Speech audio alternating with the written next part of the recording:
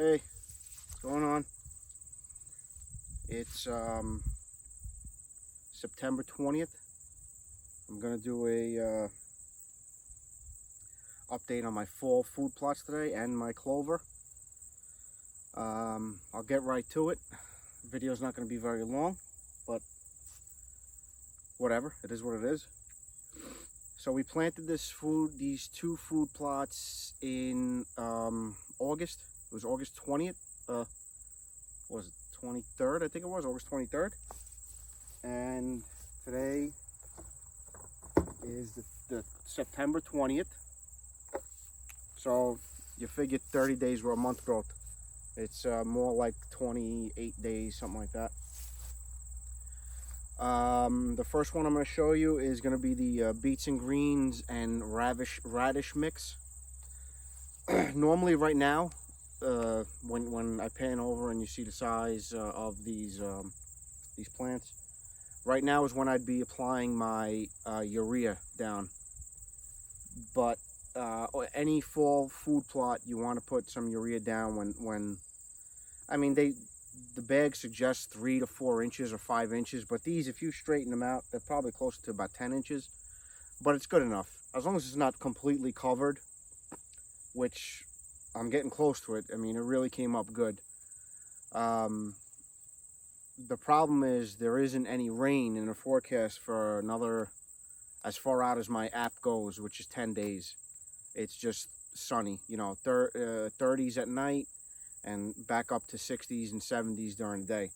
So you don't want to spread that, you know, I don't think it's a good idea to spread the urea, you know, whatever little powder deposits go on the leaves, they dry up, constantly getting beaten and beaten and beaten with the sun. It's gonna burn out the leaves. So I'm not sure what I'm gonna do, if I'm even gonna put the urea down at all this year. To be honest, when you look at it, I probably don't need it because it's still gonna grow.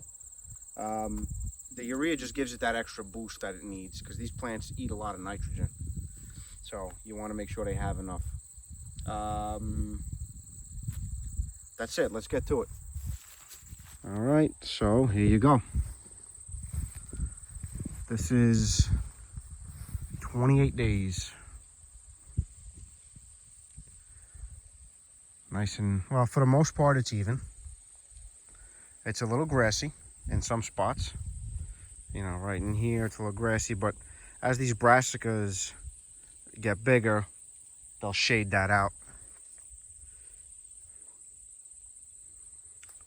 So 28 days we got.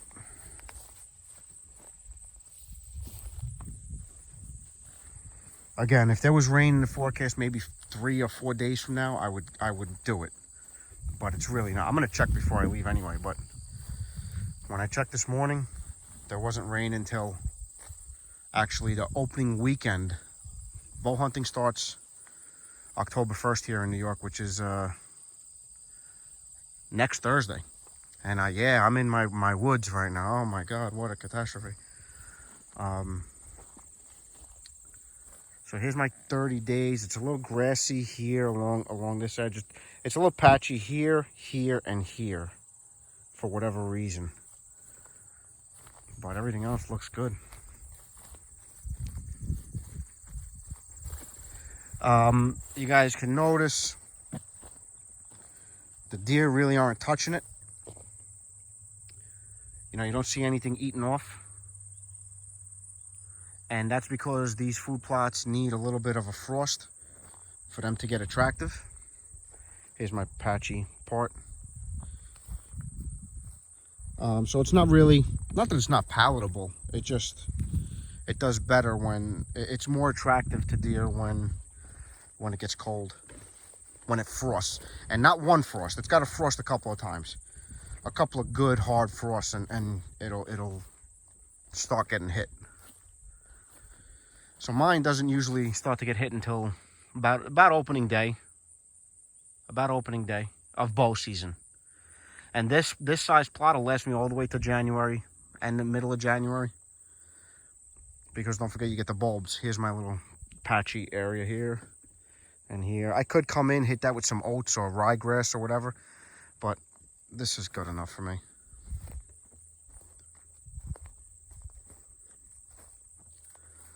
So this is the beets and greens and Ravish radish mix.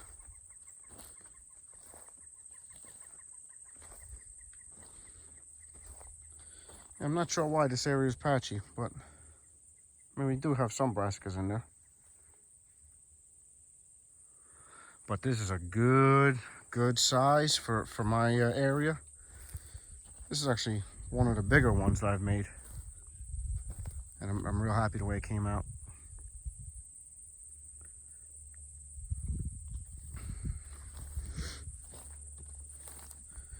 I'm not sure if it's a good idea for the urea. I don't know, guys, give me a comment and let me know if it's a good idea to spread the urea, even though it's not going to rain for the next almost 2 weeks.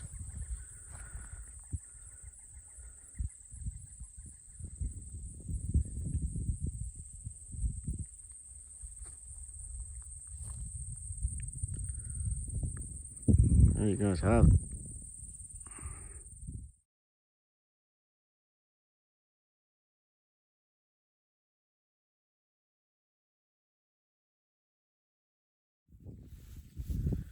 All right, so we're back at the behind the house, and this is the straight Ravish radish mix, which actually did better than the beets and greens, and this germinated in like not even 7 days. Not even 7 days. It was already at maybe like 3 inches, 4 inches. So this is actually really good. This is going to be a nice little field to hunt. I got a bow stand just right. Let's see, like right in that corner right there, just inside the woods. And I knocked down the rock wall, so the deer come out from the timber. You know, we got bedding down there. I actually have another stand closer to the bedding, only about 40 or 50 yards from my stand here. You know, I hunted on a different wind. So if rising the east, west, let's see, if it's east here, west there, north is this way. So if we're getting north winds, which towards the end of October, the wind will start changing and we'll get more northerly winds, I'll hunt the one closer to the bedding area. In October, we can still get 60 and 70 degree days, and we can get like a southeast wind, and I'll hunt here, the one closer to the field, because the trail is actually on the north side of the stand. So it's a nice little spot. I also have another ladder stand on this side of it. I got stands all over the place, just to have options. It'll be a nice little muzzleloader spot, or even a rifle spot. Anyway, so here we are on this side. This is the straight Ravish radish mix, and I gotta say, it's looking pretty good. I don't know if it's because I put a little bit more seeds than my my other one there, but let's turn around and let's give you a little look at the results. There you go. There you have it. So this is probably close to, I mean, it's probably close to about 8 inches tall. And over here is where I'm kind of worried about putting the urea more than the other plot, because it's a little tighter. And you don't want that urea to be sitting on top of the leaves, because that's what actually burns it. So let's just take a walk through. And these are really hard to grow. I don't know if you guys ever grew these things, but they're really hard to grow. They need a lot of potash. So here we go. Again, you could see nice and green. They weren't planted in the heat of the summer. They were planted right at the summer's end. Nice and green. They'll stay green all year.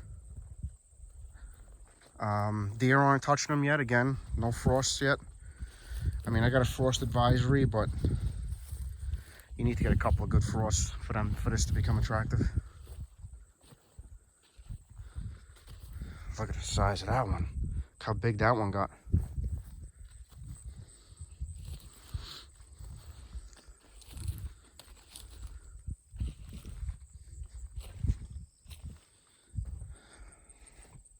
Again, the edge is a little patchy. I don't know. I mean, look at her. I kind of bumped it out a little bit there. Look at this. Look at that. Look at that row. We got clover over here, which the deer are hitting every day. And there's my ladder stand apple tree.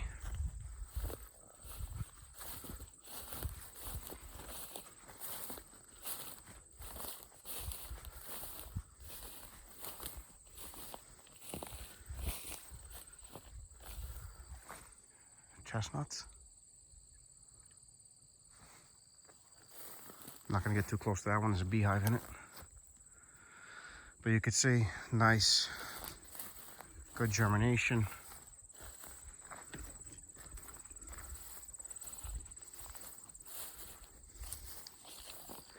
I will tell you, they're hard to grow, those things, but I'm getting lucky.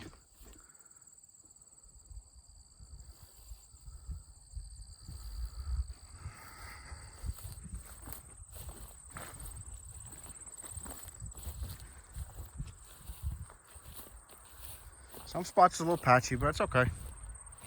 Not gonna be perfect.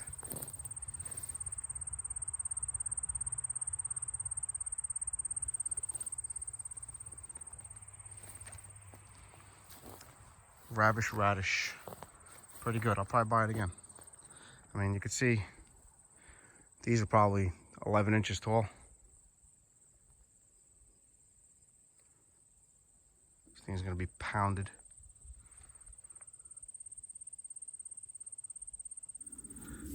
All right, so there you guys have it. There's my update, and hopefully it's a good year. Again, this is 30 days growth. The plot back there is beets and greens and ravish radish. This plot that you see behind me is straight ravish radish, or radish, whatever the fuck it's called. So stupid, these names they come up with. Just call it radish. Whitetail Institute radish. So this is the radish. That's the beets and greens. 30 days growth. No urea yet. I'm not sure what I'm going to do with the urea. If I'm going to even put it at all. If the weather changes and we get, I get an alert that there's going to be rains for the next, for 1 or 2 days, I'll put the urea down, and that'll just help it along a little bit. But if you can't, this is okay. This is gonna work. And like I was saying in my last video, you guys could see I get pretty good germination. I'm no pro, at this. This is my sixth or sixth year maybe doing this, seriously. And like I've said, I've only got a tiller and a fence, and I get pretty good food plots. So I think there's a hawk attacking birds over there. I hear a bunch of birds crying. So like I was saying before about seed beds and stuff like that, you got to prepare it, but you don't have to be they don't have to be absolutely perfect. You're gonna get a few bare spots like I have. It's gonna happen. It's gonna happen to the best of us. The reason why you don't see it on TV is because it's all fucking bullshit on TV. Go to some good YouTube channels that aren't sponsored by people, and you're gonna get a real, honest assessment of these things. Now, you guys all know I'm not sponsored by anybody, whatever. But if I had better equipment, would I get more germination? Maybe, but a lot of people wouldn't complain about what I got. A lot of people would love to have this. And I'm not saying that to toot my own horn, because I would love to have what a lot of other people have. But you got to work with what you got. If you only have a rototiller, then you only have a rototiller. If you only have a moldboard plow, you only got a moldboard plow. If you got discs, you disc it. You don't need a million different implements. If you have them, God bless you, but you don't need them all. Like I said, I have a tiller and I got a fence, and that's all I've ever used. A lot of people say you shouldn't till, you shouldn't till, you shouldn't till. I've been tilling for 6 years. Never have a problem. I don't have a problem with water. I don't have a problem with germination. As long as you do your soil test, you put your lime, put your fertilizer down, you're gonna be good. So that's what we got. There's the 4 food plots. If I come back with the urea, I'll make sure to record that, get that up. But as of right now, I'm not putting the urea down. And we'll see what happens. I actually got in contact with the legend Don Mealy, and I messaged him asking him if it was okay if I put all the nitrogen down when I seed, so I don't have to come back and worry about putting the urea at 4 inches. Instead of putting it at 4 inches, I put it down in the beginning of it. Would that make a difference? I'm pretty sure he said it wouldn't. That's what he does with his corn. So next year I might try that. Already for this year, forget it. Unless the weather changes, I'm probably gonna forego it, and it'll be a good learning lesson. But that's what we got. Hope you guys enjoyed it, and we'll see you soon.